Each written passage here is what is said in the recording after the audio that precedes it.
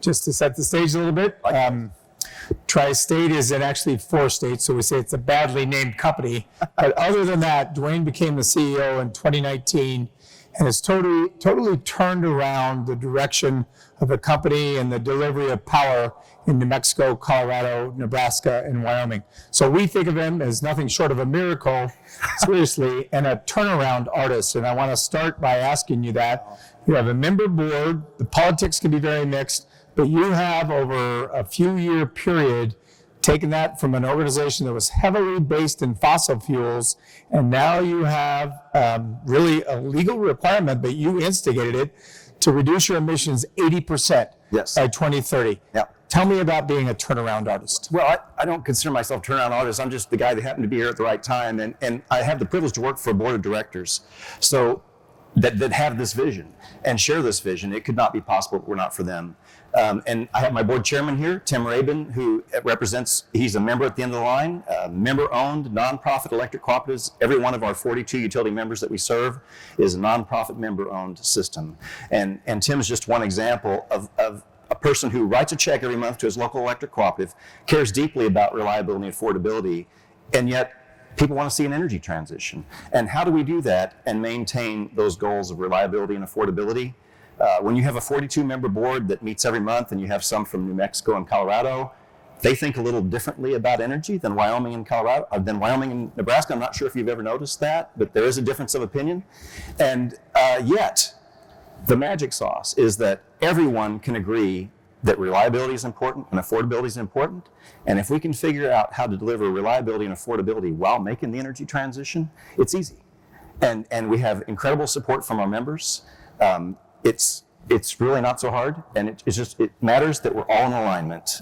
If we're aligned behind a common vision, there's almost nothing we can't achieve. So we have a humble turnaround artist is what we have.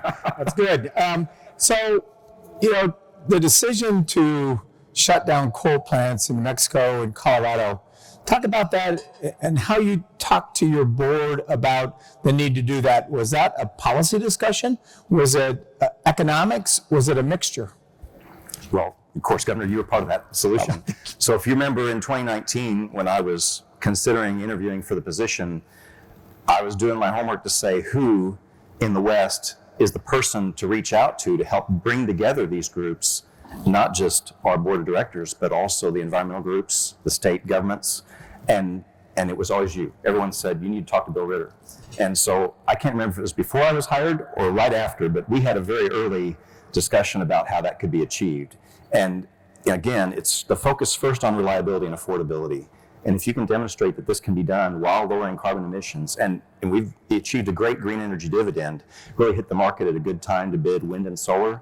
Now that block of wind and solar is the lowest cost resource on the system. So we can exploit that. Now, I have to say, reliability is crucially important, and we're going to have to keep some fossil fuels in the mix. Now, there's some that say we've got to get to 100% by 2030 or 2035. I don't think that's a realistic goal. We have to keep a small amount of fossil fuels to keep the lights on, but they don't run very often. If we can overbuild wind and solar and exploit that, I think we can achieve those goals. So it sounds a lot like Canyon Flowers when you talk about, this transition, the reduction of emissions, the great things that are happening. But you've had to do some difficult things in coal-dependent communities. Yeah. So in New Mexico and southwestern Colorado, yes, and soon 2030 in northern Colorado. How does a utility, a power provider like you, sort of approach that community pain that exists inside of this energy transition? It's just especially important for a cooperative, which is a member-owned, community-driven system. So the co-ops that are members really serve their local rural community, which is dependent on them. And it's the same with the communities that support us in the coal plants. Those are usually the best jobs in that county, or maybe even all the counties that surround it. And when we talk about closing a plant, it's a significant economic impact for those regions. That's why when we did this with our board, they were very generous to say we're going to immediately reinvest in large solar projects on the site. Now, solar doesn't replace the jobs, but solar can replace part of the tax base that's lost. And so we're doing that. We're also working with the local economic development groups, and in Colorado there's a Just Transition Office that's helping us. So we want to find, though, that next job for somebody who's worked in a coal plant. So in Craig, Colorado, for example, we have a plant that will finally close in 2029. If you're a millwright or a journeyman mechanic or a journeyman electrician, you don't want to go be retrained to be a coder. You want to keep working in the way you've been working. And we think that clean green hydrogen is the answer there, that if we can get a demonstration at Craig, Colorado, it's the same skill set that you use, high pressure, high energy systems, and those people can have a hope for a future. Hey, Duane, to get to your goal in 2030 of reducing emissions at the level you've committed, there's going to be a big build out of renewables and storage. And your members are in largely rural areas, like largely sort of red, as we call it, in American politics, Republican led. But you go into those communities and you have to have discussions. We just heard a video about an Indiana community where this transition is happening. How do you approach this and try and take the politics out of the transition to renewables? Again, I think it's pretty easy. It's reliability and affordability. And so like right now, what are people most worried about? It's keeping the lights on when the fossil fuel plants retire. How do we do that when we retire a Craig, Colorado coal plant in 2029? And what we're saying is we're going to build, and we hope to build, a gas plant that will run very infrequently, that can be transitioned to hydrogen when that's available. We'd like to have that demonstration in Craig. And again, take the politics out. Everybody can agree. We want the lights to stay on and we want the power to be affordable. Doesn't matter which side of the aisle you sit on. So this isn't just about tri-state, it's also about the West. I think it's fair to say you know how to get to 80%, but you don't know how to get to 100. And so you've already mentioned hydrogen. Is there a role for carbon capture and sequestration? Is there a role for nuclear, for small modular reactors? What do you think are going to be some of the variety of things in the portfolio that ultimately get you to zero?